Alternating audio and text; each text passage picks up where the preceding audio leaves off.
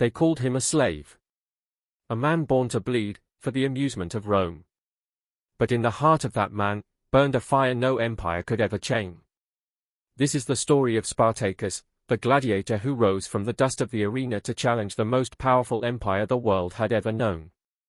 Fade to visuals of ancient Rome, crowds roaring in the Colosseum. Long before he was legend, Spartacus was a Thracian, a warrior of the Balkans. Captured by Roman soldiers and sold into slavery, his fate was sealed, to fight, to bleed, and to die, for the entertainment of others. In the gladiator school of Capua, he trained with swords, shields, and pain. Each strike wasn't just a lesson, it was survival. But Spartacus was different. He wasn't born to obey. In the silence of the night, he whispered to his fellow slaves, "If we must die, then let's die free."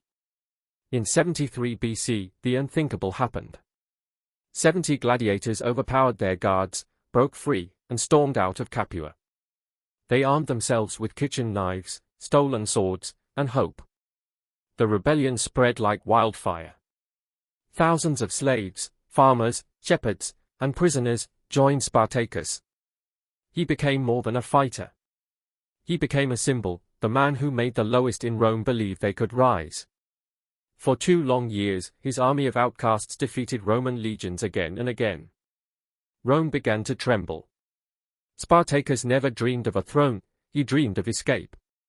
He wanted to lead his people north, across the Alps, to freedom. But victory is a dangerous drug. His followers wanted more, vengeance. So, instead of fleeing, they marched toward Rome itself. A city built on conquest, now hunted by its own slaves. But Rome was patient. It regrouped under General Crassus, ruthless, wealthy, and determined to erase Spartacus from history. In the winter of 71 BC, the rebellion met its end. Surrounded by Roman legions, outnumbered and starving, Spartacus refused to run. He raised his sword to the sky and said to his men, "Today, we fight not as slaves, but as free men." He charged into the heart of the Roman line, no armor, no fear. Only a man who would rather die on his feet than live on his knees. When the dust settled, Spartacus was gone. His body never found, his spirit never silenced. Rome crucified 6,000 of his followers along the Appian Way, a warning carved into history itself. But what Rome saw as terror, the world saw as courage. Spartacus became a symbol of rebellion, for the forgotten, the oppressed, the enslaved.